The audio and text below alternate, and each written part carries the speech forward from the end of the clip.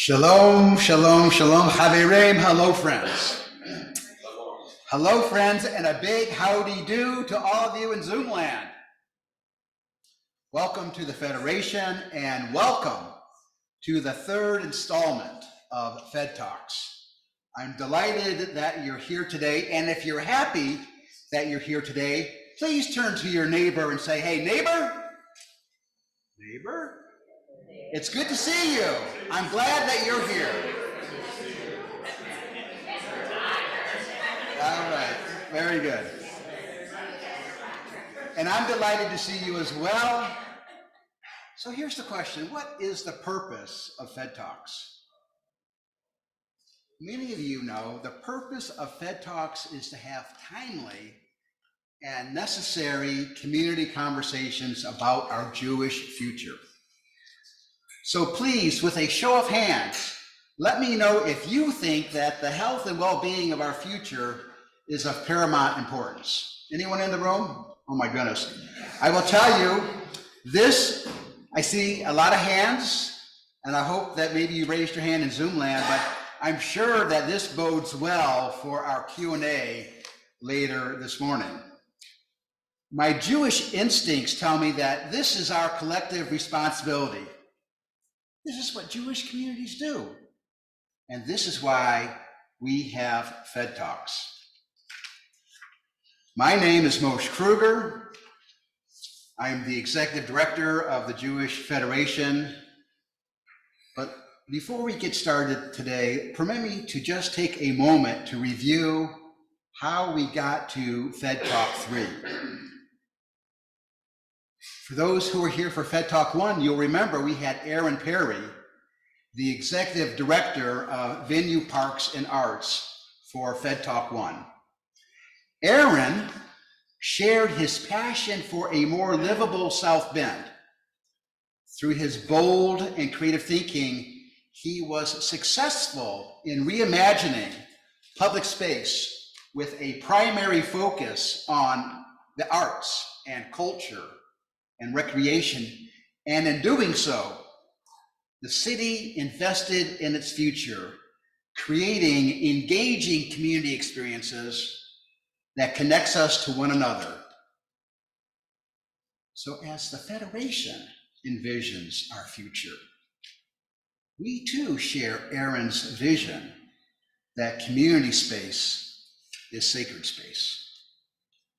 What about Fed Talk 2? Fed Talk 2 offered a window into how a Jewish community, and I'm referring to Youngstown, Ohio, came together around shared values and shared interests. Through grit, determination, and a love of Judaism, a reform and conservative congregation discovered that they could retain their unique brand of Judaism, two movements coming together as one congregational family.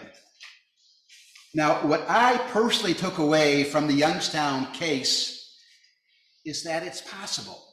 It is possible that a small Midwestern Jewish community like South Bend, Mishawaka, can punch above its weight class to deliver community solutions that address our most challenging problems. In other words, we have to make a calculation. Is it reasonable to take a risk to invest in our shared future as Youngstown did, to create a viable and potentially sustainable Jewish ecosystem? And what about today? For our third installment, we are going to build on Fed Talk 1 and 2 with a program theme, a new vision for enduring values. And it is my great pleasure, who I'll be calling up in just a moment, to welcome Lawrence Greenspun of Exponential Impact and Andrew Wyand of InFocus. And you'll be hearing more about them in just a second when I call them up. Together, they will shepherd us through a conversation on how to build a vibrant community. And during the Q&A, for those of you on Zoom, please submit your questions through the chat function. So who is this Lawrence Greenspun? After growing up and becoming educated on the East Coast, I believe it was in the Philadelphia area, Lawrence now lives in South Bend and has become known as a local resource with a national reputation as a skilled craftsman in organizational change and planning. He specializes in community engagement as a foundation for effective strategic focus and implementation. So before I turn it over to Lawrence, who will introduce our second guest, Andrew, in order to get this conversation started, it is my absolute pleasure to introduce three special guests. The first guest is Willow Weatherall, the executive director, my apologies, of Downtown South Bend. Will, you just want to wave your hand here? Here's the best part. Willow, it's an honor that you're here in our house today, as you and your Downtown South Bend team are valued community partners to the Federation. You have always been so gracious in working with the Jewish community. And for that matter, the person that you're sitting next to, Jody Freed, to invite us into your house for our annual Downtown Hanukkah Menorah lighting ceremony. Thank you so much. Thank you very much, Willow, for that. And Jody, why don't you just wave your hand so that we can recognize all of your efforts for what you do in our community. Who does not know Jody? Our second guest, Maddie Johnson. Maddie, okay. Who's Maddie? Maddie is the program manager for the Church Properties Initiative at the Fitzgerald Institute for Real Estate. Did I get that right? I will tell you something. You will want to sit with Maddie during brunch to learn more about this interfaith initiative. All right? Sit with Maddie. Also with us is a young man, Matt Graybill. Matt, wave your hand, please. Matt is the executive pastor of South Bend City Church. And you will be lucky to sit with Matt during brunch. Matt and his team are transforming the Tribune Printing Press building into a new home for his church and a place for all people of South Bend. Did I pretty much get that right? Okay, Pastor. Now for the drum roll. Without further ado, I'd like to bring up Lawrence and Andrew, and let's give them both a very warm Federation welcome.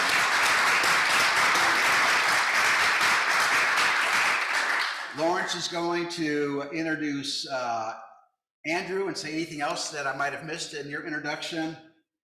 And he will also be facilitating the Q&A session. Again, for those in Zoom land, please put your question into the chat function, and then I'll come back to wrap things up in just a bit. Lawrence? Thank you. Good morning. First, thanks to Moshe for inviting us in here today. Thank you to all of you for showing up and joining us, especially our special guests who were already acknowledged. I'm going to introduce Andrew through Jewish history, which is probably not the way he was expected to be introduced. But the Jewish people have a long history of community building. You can look back into the Hebrew Bible, to what we would call the Torah, as the Jewish people had left Egypt and were approaching the land of Israel. Moses sent spies into Israel to assess the land. Is this going to be a good place for us to build a community, a Jewish world? And most of them came back and, just to summarize quickly, said, it's not a hospitable place for us. And yet two of those spies, Joshua and Caleb, came back and said, their description was, it's Eretz Zavat Chalav Udvash. It's a land flowing with milk and honey. Did they really see that when they went there, or did they envision what could be built if the Jewish people had the will, if they had a plan to achieve it and executed on it? Which they did, which they created the land of Israel. Fast forward to the late 1800s, and that same piece of land, now called Palestine, controlled by the Ottoman Empire, Jewish people again were looking to build a community in that place. Most people looked at it and saw that land as a very inhospitable place. And yet a handful of leaders, including, if you can, you'll see a picture of him out there, a gentleman named Theodor Herzl, looked at that same piece of land and that same opportunity, and he said, Im tirtzu, ein zo agada. If you have the will, it's not just a story or a fairy tale. You can make it come true. And Herzl and the leaders of the Zionist movement built the vibrant Jewish community that we know of as the land of Israel today. I say all this, Andrew, as a way to introduce you, because in the early 2000s, around 2010, a lot of people looked at South Bend and saw what I'll just call a very inhospitable place for community building. And yet a small group of people looked at that same little piece of land and saw the potential for a community flowing with milk and honey. And they basically said, if we have the will, it doesn't not need to just remain a story that this can be a vibrant community, but we can build it with intention and with a plan. And literally, he's going to try to probably deny it in just a few moments. Andrew and a small handful of people decided to create a young, entrepreneurial, a community for young, innovative, entrepreneurial people here in South Bend, and they've achieved that. So Andrew, in just a moment, I'm going to ask you to tell us a little bit about, first, your origin story. Why did you think that? What made you even care about South Bend? And then how did you do that? And what we're going to do is we're going to listen carefully, and we're going to steal every good idea that you mentioned as we tried to decide, can we recreate, and revitalize here in South Bend something that's like a land flowing in milk and honey, but that more so reflects our dream, right? Im tirtzu ein zo agada. If we have the will, it doesn't have to just be a dream. And so we're going to see if we can use you as a springboard to make our dreams for the Jewish community here in South Bend come true. So who the heck are you, and how the heck did you do that? Sure. Thank you, Lawrence, and thanks, Moshe, and all for having me here today. I hope I can deliver on everything that's been said about this. And the first thing I'll say before explaining about myself is, it's not one person. I think that there's a vision, and there's a community of leaders that rally around a vision for those things. So I will hardly deflect things that have been said and sharing credit with others, especially those that have been in this room and along this vision of revitalization for the area. So Andrew Wyand, I'm from South Bend originally. I went to Riley High School. I heard there's an Adams person in here otherwise, so pride of the South Side and all those things. And so I went to Notre Dame for biological sciences, thinking about a career in pre-medicine, and I was thinking of Stanford and other areas, and why to stay in this community. And frankly, the Community Foundation's community scholarship kind of really gave me an opportunity to stay here at Notre Dame and to be in this area. And as you go into the Notre Dame campus, and so you think about a South Bender on Notre Dame's campus, you're a little bit of, I think, what's the term, townie, but I won't get too far into that. And it was interesting, that led to my career path. I was in an internship in my junior year thinking pre-med, and there was a local physician, I won't mention the name, and he was in a sliding feet clinic, and he was providing some consultation for a patient without insurance on peripheral artery disease. And instead of necessarily referring to a large hospital system or more specialized care, he strapped blood pressure cuffs on the ankles and the extremities to get some sense of what extremities had lack of arterial pressure coming out. So what's interesting to me was, do I want to go into pre-medicine or go into something that can influence the future of medicine? And chose the Notre Dame's master's degree. It's called the STEAM program, Engineering, Science, Technology, Entrepreneurship, Excellence Master's Program. It's really about entrepreneurship and commercializing technology for Notre Dame's disclosures of intellectual property. And through that program, I tell that story to others because who studied what exactly they're doing in their career today. But we took a trip in that master's program, writing a thesis about a molecular assay for colorectal breast cancers. But we saw in that program, in the Raleigh-Durham area, Research Triangle Park, there was an old Lucky Strike facility that had a entrepreneurial incubator within it. There was kind of LED lighting, there was an arcade room with coders and headphones on, and a board meeting going on the left. And if you walk out and you came over to the top side, you looked at the Durham Bowl Stadium. So if you close your eyes and click your heels, and you envision where you are in South Bend, there's an old automotive manufacturing facility. At the time, there was a Kovaleski Stadium, and there was this idea of rebirth and what could we do for downtown. I'm looking at a particular individual who was there at the time. And how could you imagine a technological future in an area that had maybe had some industrial decline over a period of time? And so as you look out and you had seen what it could be after $1 billion of public and private investment in a Raleigh-Durham area and some vibrancy and places to go and places to interact downtown, could that happen here? And so before we get into the in focus story, there was a group of master's graduates that, this is a true story, were in a bar in North Carolina after kind of seeing that vision and what could be that future state, and kind of said, why don't we do that in the South Bend area, and what would that look like? And we talked to a few key leaders, and this is important, and they said, you want to stay? And the answer was, well, I think so. What could this look like? And there was this name of InFocus, let's bring an entrepreneurial focus to an area. And there were 7 of us that were initially interested. And the story was that there was a small group of local leaders that came together and said, let's talk to our municipal leaders, our corporate leaders, our healthcare leaders.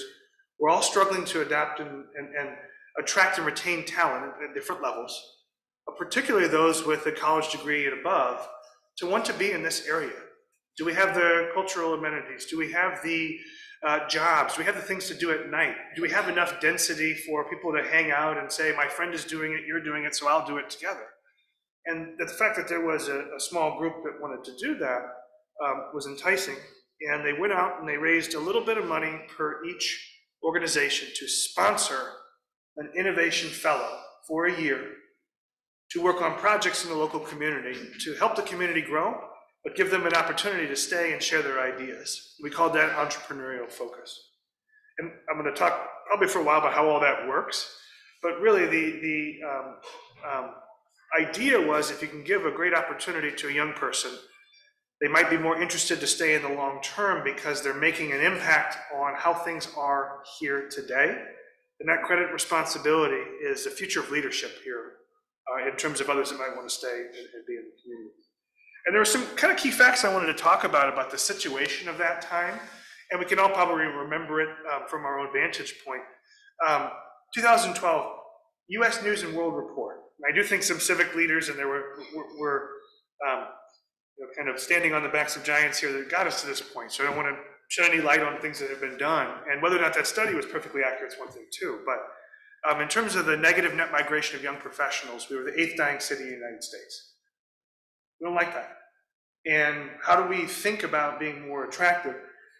That being said, we had one of the youngest mayors of a town over 100,000 people ever speaking this message of hope. Willow knows this. We were one of the top 10 cities internationally on the move for information technology at the time. And because it's underground, it's in the air, we can feel the internet, but we can't see it. We didn't really know that. There's some other cities, Rio de Janeiro and Austin, Texas, others that were on that list that you would say, South Bend's on that list? But if you think about the infrastructure that it requires to run internet across the country, and some may be more familiar with this than I, and some may be less familiar, it runs along the railways. And if you think about South Bend being a node in the transportation systems of old, it's the same way the information superhighway runs. And we're strong in healthcare education, and we're growing in information technology because the engineering services, the analytics services, and you're seeing companies grow, leveraging those infrastructural things that maybe we didn't know so much about. We're also one of the more innovative cities at the time in terms of our sewer systems, from recommendations of those to pair some sensing units in the sewers to transmit information when it rains a lot and the sewers overflow. How do you divert that? Instead of spending billions of dollars in large underground storage tanks, maybe we can ways to move that water around. So I'm in the weeds a little bit, but maybe things that you did or did not know about the ingredients to make the future of South Bend were here. And we were one piece to say, how might we stay and how might we get a model going? And so in terms of my, I think Lawrence is writing down questions on things here. In terms of my trajectory, after the first year of InFocus, we had projects with the school systems, we worked with county government, we worked with some corporate organizations, healthcare institutions. And most of those organizations said, we want to do this again, but we want to hire those people to work with us.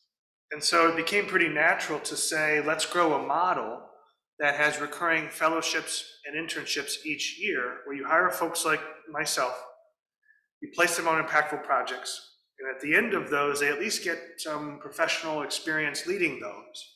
But the ultimate effect would be that they land a leadership or management position in the community to carry forward that transformation and those ideas within those institutions. So that begat our mission of empowering talent to build stronger communities. And before I get into all of how it works, we've brought about 1,400 people since then in terms of fellowships and internships. We've worked on about 500 projects, and some of those numbers I attribute to Jay and others in the room and his center and some things that have happened, so I'm sharing in credit because I know he's sitting right there. But that work has been both disruptive and incremental. Those projects have taken city systems. I think when your trash comes by, they're actually reading through RFID tag, and they have automated routes to know what's been picked up and not. That used to be drawn with crayons on a piece of paper. The school corporation has laptops in its room, and through COVID found ways to generate more internet connectivity options for students who didn't have access to it. And working with industry companies today, manufacturing companies, on automation and introduction of robotics, not to displace workers, but to invest more energy per worker to do more automated things and achieve more production. That's a lot of where I've come from, where I've grown. And maybe the last thing I'll say before maybe a couple follow-up questions from Lawrence and getting into more how InFocus works. I don't know whose idea it was, but it granted the authority to the audience itself to generate what the future could be. So if we're thinking a little bit about how do you revitalize a certain types of our community, well, there are leaders within those communities that might have that vision. And particularly for young professionals, I think to identify with others that are doing it is really key to bring that flywheel effect to bear, where you see it, you want to emulate that person. And then particularly for college graduates, what happens a lot when you're a senior or as you're going through a master's degree or different things is you get this question about 100 times, what are you doing after graduation? And it's really nice to say Accenture or Deloitte or GE, those are kind of bona fides, but what if you said, I'm moving to South Bend to start my career at InFocus?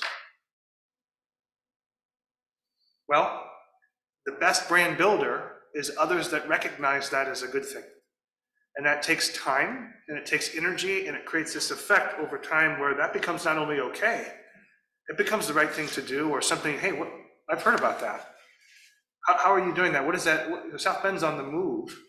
And what effect might that have to create the willingness for others to make that similar change as well? And so I think we're at an interesting point. By we, I mean, because I'm here today, in terms of the community, is what's the spark that might light that fire? And it's just one example of how a few people created a few more people, and then it became hundreds, and now that brand is out there that we're more of an innovative place to be. One quick detail question, and then I want to sort of summarize what I heard, because what I heard I know the story, but it had a tremendous impact for me in this moment, sitting here thinking about the Jewish community, the opportunity before us. You said we've drawn 1,400 people here for fellowships, internships. Do you have any numbers on how many have stayed here? Sure. Is that an okay question to ask? It absolutely is a softball. So, what's interesting about that, and with the purpose of the organization to attract, develop, and retain, getting people here, developing them is important. Having them stay is arguably the most important. And so about 70% of those fellowships, about 300 people have stayed. Now, I can't tell you how many have stayed in the long term, because following that's not necessarily something we're in control of. And about 50% of the internships have stayed. And I talked to one today that maybe took a great job at Facebook and did some things, but we hopefully think that for those that didn't stay, they created a better future for their career from the experiences they've had here, and they can share those with others. And just to unpackage from those that have stayed, after they may work for a period of time with us, working for the community, they work directly with an organization that's here in the region. And so a lot of times that occurs at the end of a project. There's a change or something new that is going on that requires that skills and capacity, or there's enough relationships that have been built. Number one thing people like about Focus, from what I've surveyed a lot of this and probably survey fatigue, was the relationships you get created. And those are with leaders, those are with mentors, those are with your peers. And that's what leads to a quality job, is there's an opening and I know who can fill it. And those types of things are really, really powerful. And that's what our model really seeks to create. Thanks, Andrew. I'm not going to summarize what I've just heard because I think it was so important and so on target, and I don't want to leave any of those pieces out, but I'm sure you heard things that resonated with you too. But the big picture narrative of what we just heard is there was a place that people thought was a dying place, that lacked vibrancy, that didn't have a future. And they found just a couple people who felt otherwise, and then set off a series of opportunities for those people that, as you heard, have brought hundreds of young, talented people and have them invest their future in this geographic location. I moved here just about 13 years ago. And I can remember what it was like being outside at night downtown and in driving from, and it's a completely different world there. And you know, it's an expression I've heard Moshe use a few times lately. Well, you can't compare apples and oranges. Sure you can. You just need to compare them on the level of fruit, not on the level of an apple versus an orange. And while we can't do exactly what Andrew and the Infocus and innovation and entrepreneurial community has done, there wasn't a single thing I heard him say in the more generalized level, on the level of fruit, about a community of people who care about a place and its future that we couldn't do. I'd like to do two things now. I want to give, instead of me summarizing things or reacting, I want to, if you're comfortable, I want to be able to start the Q&A because I have more I want you to hit. So at some point I may call time out from the Q&A, but I know how much I want to ask Andrew right now. And I'm assuming there are people out here too. So let's shift to invite some people to talk. Please let us, let Andrew know who you are, and then. I'm Luann Doddins, and I'm actually membership vice president of Temple Bethel. And my question is this: it's my understanding that all you have to do is go downtown on the weekends, and well, the restaurants are full of young people, which I understand, like the Lauber and et cetera. So the young people are in town. Why are they not affiliating to religious communities? That's not a question that Andrew's going to be in a position to answer. Well, how do we engage them in I guess not why, but then how do we engage them into joining in religious communities? I'm not even talking about being super religious or anything. I'm just talking about getting involved in communities of religion. Feel free to throw that to me, but Andrew, if you have, Andrew, maybe you can answer that again, moving from apples and oranges to fruit. What has resonated with young people to get them involved? And then I'll say something, but Pastor Graybill, I'm gonna transition this to you in a way in a moment as well. So one of the things that Lawrence had prompted me was think about both challenges and things that have worked and lessons learned, right? I don't know the answer per se to your broader question, but in order for Focus to work, I've got two things happening all the time that meet in the middle. It's promotion. And I'm at 100 career events a year, and I bring fellows, I'm constantly sharing the opportunities to be involved. and hoping that I can get all the people and attention that we capture to convert to an application or convert to a quality screen and applicant. At the same time, you're building the things that are attractive and meeting that audience where it is, so when they come into that flywheel, I can make a placement, have the right project for it, and really run. So I don't know how much promotion exists in terms of are folks aware of the opportunities. I didn't know where this building was. I don't know whose fault that is. It could be mine. That being said, I wonder how the opportunities to engage with different segments of the audience might be carefully structured so that you can capture some and the word of mouth goes up that way. So I'm conceptually sharing how I've tackled a different problem, which is actively promoting, and those that engage with it grow in the right ways. Thanks.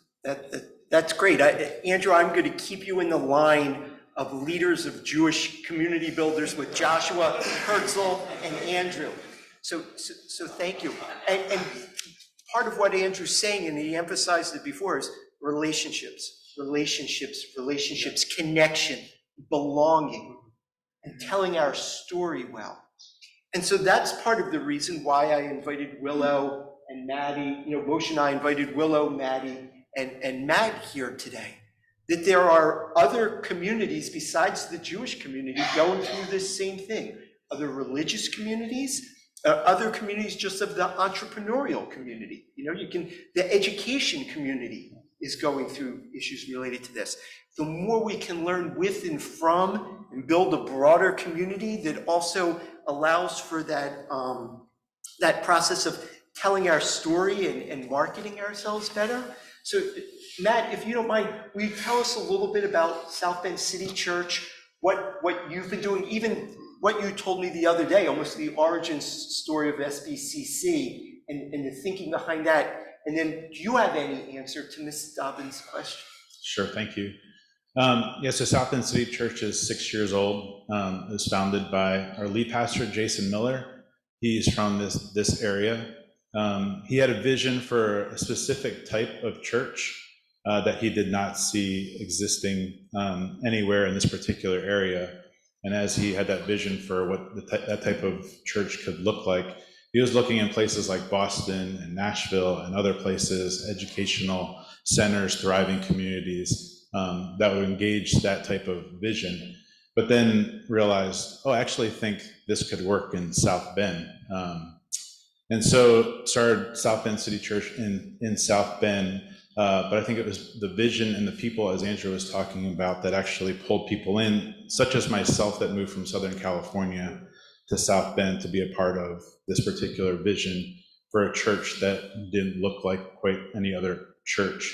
So we moved from sunny Southern California to the polar vortex of South Bend because of a strong vision of a community, one that didn't just talk about things on the weekend, but actually live them out during the course of the week through our community as well. And that's the vision that we have for the space, the Tribune space, of not just gathering on one particular day of the weekend, but stewarding that space well for the common good. And what we've seen is a lot of young people that have actually engaged with that vision of wanting to be a part of the common good, not only for our church, but for the city of South Bend, that we've seen people actually move into South Bend area because they believe in the vision and they believe in working with others in the course of the community. Just want to highlight as we get ready for the next question, one of the things I've heard in a couple places is you have to think about who your customer is and what that customer values. Andrew emphasized that a lot. And so one of the big questions we face is, if we're going to build a thriving Jewish community here, who are our customers and what do they value? And then that notion of giving them the opportunity, Andrew described it, I used this phrase to him before, it's not if we build it, they will come. It's saying to them, if you come, we'll let you build it. And I think that's one of the key messages I've heard. The young man in the back in the white. Thank you very much. Hi, I'm Rabbi Michael Friedland, Sunday Synagogue. And this is my question. You mentioned that you grew up in South Bend and you stayed. And a friend of the family, who I believe was worked for In Focus, Frida Fine, also another South Bend person, came back after a very fine academic career, but came back to work at InFocus for a while. But when speaking to Lawrence, Lawrence has talked about, which I thought was really interesting, is that what you want to do to find out, to bring Jewish people into the communities, you got to ask people why they're not here. Why aren't they coming? So you go outside.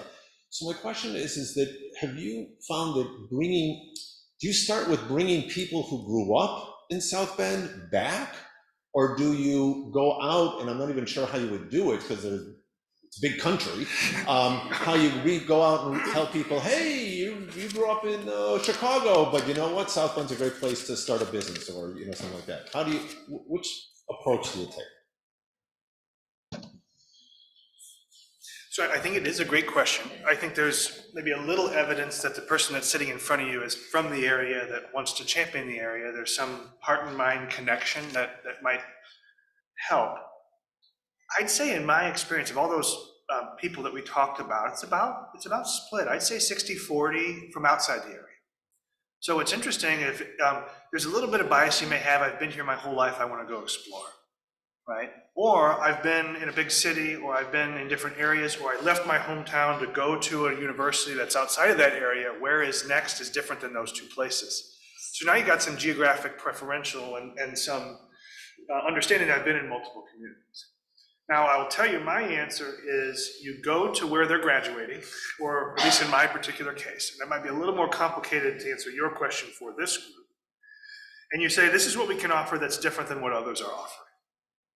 And if you're saying you have an offer, you're an industrial engineer from Purdue and you have an offer from GE, we're going to say you're going to be a big fish in a smaller pond. You're going to make an impact more quickly in your career because you're not going to be an analyst. You're going to be leading a project. And the fruits of your work are going to lead to a change that you're going to lead and be responsible for. And then it comes down to, are you going to pay me like GE does? And I'd say, what did they pay you? And we'll see. And so I think that there are missional benefits. I think come make an impact, and we talk about the shared vision elements, and then you can speak to what's happened here and the examples that have accumulated. Do you want to be a part of that earlier in your career, or do you see yourself in corporate America a little bit later? And so I would say that it is a mix of both. And in our we've got 75 right now, and of the 22 interns, I think, and I just heard them all introduce themselves on Friday, so I'll do this the best I can quickly. I think we have 5 that are originally from the area, Elkhart, South Bend or so, and the rest are from not only all across the country, but all across the world. And so I would say that you do a little bit of both. You cast your message and see who follows it. That's what you got to run. Hopefully that answers your question. Who had a question? Zoomland chat. Oh, yeah. Steve, are you going to read us the? Yes. I'll be nice enough. This question is from Barbara on Zoom. How do you attract young people to come and stay in light of Indiana's legislative session that impacted learning by banning books, limiting women's reproductive health decisions, and constantly academic? You have 10 seconds to answer. Ready? Go. And again, I'm happy to take some of this too. I know. That's a good thing. So, 2 ways within the realm of not getting political. One, you want to build future leaders that are focused on issues, not where they necessarily land. And I understand that there is a divisive culture politically and where people vote, and there's some really ridiculous things that may be going on regardless of where you're looking at it from. We have a political activities policy that says that we are not working with any political party, but we're working on particular issues that affect all people. And the data and the information that supports the best use of those tools is how you might make that impact. So once you're here, that's how we combat issues or try to make recommendations for organizations or for the community. I would say that attracting folks from big cities, asking them to live in Elkhart, Indiana when they lived in Chicago, or there are some elements of bias or preference that do come up. But I think what our advantage is to be a part of a group that has been leading a change or a transformation regardless of how you voted. And so I think you have to acknowledge those things and mention that we're going to be a part of that change, not necessarily a part of how it always was. And I think that's an issue we could all probably weigh in on a little bit in how we vote. I'll also comment that one of the important things that I've heard here today is you have to, as a community, identify what your strengths are and use those strengths to attract people. So Andrew had talked about the rail lines and the fiber goes here. And as a Jewish community, we would need to identify what the potential strengths are here that will attract people to come as a Jewish community. That may be something that exists, or that may be something we figure out. I made this example up off the top of my head talking to Moshe the other day. But because I'm not, by the way, I didn't ask Andrew to come because I think we need to set up a Jewish in focus. That's not what I had in mind. What I had in mind is the notion of we need to figure out our special niche. Maybe it's, I have some friends who are musicians. What I know about their careers is they need to be someplace their gear is very expensive to travel with. They need to get jobs that they can drive to instead of fly to. Maybe South Bend becomes the center for Jewish music and musicians because within 4 hours, which is sort of what their timeline is for driving for a gig, they can get to Chicago, Milwaukee, Cleveland, Indianapolis, and maybe, making this up off the top of my head in the moment, maybe, I don't know, Sinai Synagogue has a stage and a great sound system and all these rooms where people could practice, and they're not going to be bothering their neighbors because my friends who are musicians have real trouble finding space where they can practice and do. And maybe we have a strength we don't even realize yet. But if we go out and talk to young Jewish people, figure out, and what's our niche going to be? We're not trying to attract everybody. We're trying to attract young Jewish musicians. Again, I'm just making that up as an example. Or maybe there's some sweet spot with children, with young kids who want to have a green space where they can come to and do all kinds of things and are interested in starting their own school for young Jewish children that they'll. The point is, again, with apples and oranges, we need to relate to Andrew on the level of fruit and what worked for them, and then apply to our specific apple, orange, kumquat, whatever the heck we are. Other questions? And then Maddie, get ready. I'm going to ask you to talk a little bit about the Church Properties Initiative, if time permits. Hi, I'm Sam from, I'm on the board for Next Gen here, which is an organization that we have that is supposed to bring in more participation for young Jews from ages 21 to 45.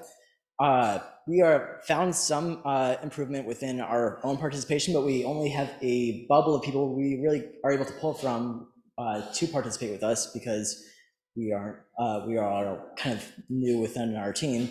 But I'm curious about reaching outside of our bubble, because we know there are plenty of young Jews in this area, but we're trying to figure out, since they have so many, since young people consume media in so many different ways, consume like news and different methods, what was your most successful method in marketing to bring in those new people? Yeah, I think, again, the audience and their preferences for consuming information might be a little different. I think as we've evolved, if you're looking at a graduating person from a collegiate standpoint and how you're competing versus offers, I mean, where do they go primarily, and what's being pushed from career service offices on campus is the career fair itself. And over time, I've heard, is the power of the career fair really the best way to interact? Yeah, I mean, you get to literally talk to people, tell the story, hand them a piece of paper, and they can see a human face to face. I think then you have different ways of digital media. Unfortunately, the Instagram model and getting things out there, so your little snippets and making sure that you can grow your word of mouth network, especially amongst the people that are already part of the ecosystem, that have friends and users and influencers, to get that out there, because digitally you create that network. And those hopefully can convert to applicants from a process like that. So I think it's a combination of physical and digital. And the third thing that's actually really powerful, and I don't know what the analogy is in this sphere of influence, the professors, the teachers, the educators. you might have, I'm looking at you, I'm looking right through one right now, that might say, based on what you're looking to do with your career, I might recommend that you consider something like In Focus, because this is who they are, what they do, and how this can help you. So I think you have direct contact. I think you meet them where they're at on their media applications, and I think you have some influences in their life that you can get to, that can kind of propagate that model. That's helpful. And this echoes a little bit what Andrew's saying, but I've done work on community engagement, community building around the country. I've become a really big fan of starting with one and seeing the ripple effects that you get from there. That getting one person to buy into something and then saying, go to that person, instead of go find 3 of your friends to come with. And then you have 4 people. I mean, Andrew talked about there were 7 people in the first In Focus group. And probably 5 of them left and 2 of them stayed. I'm going to make this up. If it's way off, let me know. But those 2 probably each helped to bring in a couple more and a couple of new people. And then the next time 5 stayed instead of 2. And then a lot of times I think people make the mistake to do something big. The best way to start is to do something small well. And I think it goes with recruitment too. We need to have a couple of little success stories of young families or whatever that come here and say, go, let them be your marketers. Go tell your friends. Where do we find others of you? Hi, I'm Ben. I have a question about, so speaking of success stories, as everyone knows, you learn more from mistakes than you do from your successes sometimes. Is there a pothole you stepped in, a mistake that you learned from when you first started out on this that you think brought some wisdom that you can share? Yeah, good question. Thank you for that. I think a big thing here, and we haven't gotten in so much how it all works, but when you're advertising who or what this community can offer, tell the truth. I think a big thing that can be an issue in building kind of this word of mouth 1 versus 3 versus 11 model to some degree is that those key experiences will be shared. And the person that they're interviewing is you or the community, just as much as you might be interviewing and trying to attract them. So as you create the core ingredients, stretch it a little and obviously use bold language. But one thing, is you're going to have the best experience in your career and it isn't that way. Then that can be a real bad brand builder. So that's something I think that's super important. I'm thinking of all the different projects, experiences, and mistakes we've made, but I think that's a little bit too in the weeds. I would say it's not necessarily a lesson learned, but it's maybe advice as we think about whatever we build takes on its own life and has all of this. Just a balance between your missional need and kind of what it takes to fund this stuff to some degree. So what I've learned over time is your missional impact is how many people you have today to some degree to how you want to go and what's your plan to take step 1, step 2, step 3, and saying what cash do I need to be able to do that and what other sources of revenue, what are opportunities it may eventually create. So what I've found is nothing will ever sustain if it's totally dependent on philanthropy. But that being said, I think it does need missional investment for it to grow. I wanted to cover that in a different way, but understand your plan and adequately resourcing it is important because you don't get halfway in. So just to say, in the work that I do with the communities, I say there's 3 questions. What do we want to do? How do we do it well? And how are we going to pay for it? That's the foundation of everything we do. Another question, please. Yeah, my name is Ben Silver. I want to piggyback off of the question actually that came to my mind after Ben mentioned his question. And I'll try to make it short, but I have the microphone now, so I can just, I can go on and on. But just for a little background, we have a group, called Young Professional. And what I'm thinking now is that I'm actually closer to the AARP range than I am to the drinking age, even though I'm still probably considered young. But So my question, and the thing is I attended, I was part of, not sure what class number they're up to, but I was in a leadership class with the St. Joe, and I remember you came to speak to us one time. And that was, I think In Focus was only about you were only into your second year at that time, and you had like 7 positions available. You were looking for internships for 7. And as I recall at the time, and I don't know if you still do it, so, which I think is my question piggyback off of Ben, is that, I think you do learn a lot from your mistakes along the way, and you learn how to improve them. So I think it's great going after all the college graduates, getting 26, 28-year-olds here. But as I recall, you did at the time, maybe you don't now, you had a program of attracting people that have been in the workforce for 10, 15, 20 years, bringing those people there with their experiences or, some of their failures. And then those people also then might have a young family that then they'd want to attract and bring others, and then they can serve as mentors to some of your other interns. Do you have anything like that now? I mean, is that something that, or do you see that as being a possible program? Let me say something I've been wanting to say and then answer your question directly. So if you think about the competitiveness of the community to attract talent at all levels, right? School systems, the job opportunity, the nightlife, those types of things are going to resonate maybe more or less strongly as you age, considering the needs in their life circumstances, right? One of the core ingredients of the model, and I think it needs to be stated here to answer your question, is that we intentionally created projects across sectors to balance those effects, not only of saying you get to work with a school corporation or work with a municipality or work with an early childhood provider or work with a manufacturing provider. Those are core pillars of the community and its success. So come work with them to be successful was the point. And so on one side, we're saying, how do we make the most economic impact? And the other is saying, how do we have your influence and different opportunities across those sectors? That's for a college grad.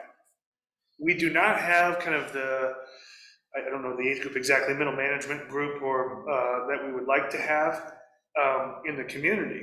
I would say that a lesson learned is the community moves at the pace of its leaders. So that's a big deal. And it sometimes takes some of our recent graduate fellows who are in position some years to become the person making all the decisions. I think that would be a great program. I think that how you structure it is that you're not working on projects per se, but it's more of a rotational leadership program within the same types of organizations. But as those advancements get made, a new plant gets built, or a new career center gets built, or these other types of things, are you able to attract in place? I think there's a possibility for it. We've stayed in our lane because it's grown and it's our business model and those certain things. But I think that absolutely leadership and impact is the message, and creating those relationships across those sectors would be really powerful, depending on how you want to position the religious community, the occupation, and kind of the work that you do. So yes, I think it's a need. It's been talked about a lot. We haven't thrown our hat in the ring quite yet, but I think it could work. We're at 11:30. I want to make a couple quick comments. Maddie, I am going to ask you, if you will, just take a minute or so to explain what FIRE is and what you're doing and why you're here in just a moment. But before I forget, there's a survey that we're going to ask you to complete. We have paper versions of it here, and the link will be available on the Fed website, I believe. But it's very important, if you're willing to fill that out, because the starting point is in Tier 2, if you have the will. And so part of that survey is, do we as a community have the will to try to make something new happen? And so the survey gets to that. If we have the will, then we'll figure out what exactly do we want to do, how do we do it well, and how we'll pay for it. But that's the starting point. So if you can take the time for that. Thanks again to Moshe and Alon and the Federation for hosting us. Thank you to our guests who came. Thank you to all of you who being here, including those on Zoom, to Steve and the team from the Federation who set this up and provided childcare for Andrew and his family, which we're grateful for. And again, to all of you, your great questions. Andrew knows I had a series of questions. I only asked them the first one, and they pretty much hit every other one, which was great. I do want to take a moment, because she's an important person and an important partner for us going forward. Maddie, can you tell us a little bit about what FIRE is and the Church Properties Initiative? Sure. So it's been a joy to be here, a treat to get to listen in on this conversation. The Church Properties Initiative is a project of Notre Dame's Real Estate Institute. So we're approaching all these questions from the starting point of the land and buildings that faith communities have occupied and the changing needs as these communities evolve. And our work is, on the one hand, kind of academic and trying to encourage scholars to study these massive changes in many cases that are happening in how faith communities use their buildings. But on the other hand, especially locally, it's been a joy to get involved in very exciting local conversations about how the city and these faith communities are, it's a joint fate. So that's just a little bit about us, but I'm happy to chat during the brunch. And then finally, so that because Moshe instructed everybody to go have brunch with the two of them, I'm also going to point people to Willow, and Willow can talk to you about conversations we've had with the city about the city's formal planning process and how to loop the religious communities into that. So bother Willow at lunch too. I'll be busy eating while you're speaking to them. Moshe, with the final thanks to Andrew, I'll turn things over to you. Thank you very much, Lawrence. Thank you, Lawrence, and to Andrew. Andrew, I have to say, your 70% or 75%, I've actually saw somewhere, talent retention rate is pretty extraordinary. I also saw another little factoid that over the last decade, you and your team have generated a business value exceeding $100 million. Is that true? He's turning the mic back on for that one. Short answer, yes, but numbers like that I want to defend slightly. In doing 500 projects or so, there's an exchange of value on each one that's led to reinvestment in future things. We didn't get into how all that works with the school corporation or others, and I think that number is low. All right. Okay, good. Well, thank you for sharing the In Focus story. I think it's compelling. I think it's inspirational. I'm going to have to sleep on maybe what the moral of the story is, but this much I know. Time and again throughout Jewish history, when the future was in peril, someone summoned the courage to lead the way. Am I right? For example, in the Midrash, it relates during the Exodus, when the Israelites reached the Red Sea with Pharaoh and his army in hot pursuit. The sea did not automatically open. The Israelites stood at the banks of the sea and wailed in despair. But Nachshon, right, the brother-in-law of Aaron, the high priest, jumped into the swirling sea when everyone else hesitated. Someone has to lead the way. The lessons that I've learned in my professional experience related to transformation, as it turns out, change is largely a matter of conscious choice. By that I mean we cannot guess about our future. We must do our homework, and we must do this homework with a sense of urgency, so that we in turn can develop together, as Lawrence was saying, an intentional and aspirational plan, a plan that taps our collective resources and celebrates the bounty of our values and our community. This is the sustenance that feeds our hearts and nourishes our souls. And so I think it's fitting, as we leave Fed Talk 3, we have some homework to do, and that is the survey. Once we get settled in at brunch, I'll be coming around with the survey and a pencil, and you're welcome to fill it out today, or as Lawrence mentioned, you can go to thejewishfed.org/fedtalks to fill it out online. But nonetheless, your voice is valued and your voice is needed. So as we come to an end of Fed Talk 3, and before we enjoy our Ooh La La brunch, it is with a heart full of gratitude. A heart full of gratitude that I thank my professional staff for all they do for making this day possible.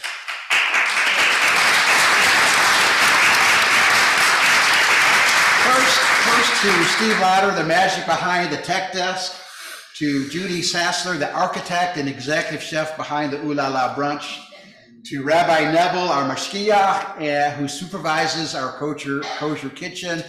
You should also know Rabbi is a pretty good educator, and he just started a new course called A Crash Course in Basic Judaism. If you're interested in checking out Rabbi Nebel, you can go to this table in the corner, leave your name and contact information, and we'll send you the class information. And by the way, the rabbi also happens to be our director of Jewish Family Services. I also want to thank Dan Kossman, who's standing by the door, and his colleague, John Ravitch, our facilities associate, for all the behind-the-scenes logistics and production assistance that they've provided to make this day possible. Nancy Kennedy, our JFS associate in Benton Harbor, came down and provided valuable assistance in the kitchen. Dan Ravitch and Shirley Greenwald for holding down the fort and pressing ahead with Camp Ideal that starts in another week or so, while we were here busy getting ready for Fed Talk 3. And let me mention also a big thanks to the volunteers who helped out. And again, I want to say thank you to Lawrence and Andrew. I don't believe there are any brunch instructions other than to fill out the survey, but this would be a good time to put our hands together and thank Lawrence and Andrew.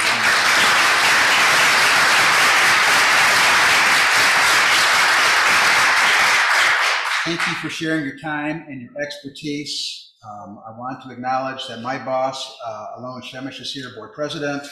Thank you for attending, as well as some of the other board members. And let me conclude with this last thought. We are a beautiful and diverse community. Am I right? We are a beautiful and diverse community. So with that thought in mind, may Hashem, right? May God strengthen our common bonds and teach us to celebrate our uniqueness. Let's go eat. Very nice. Great job. Thanks.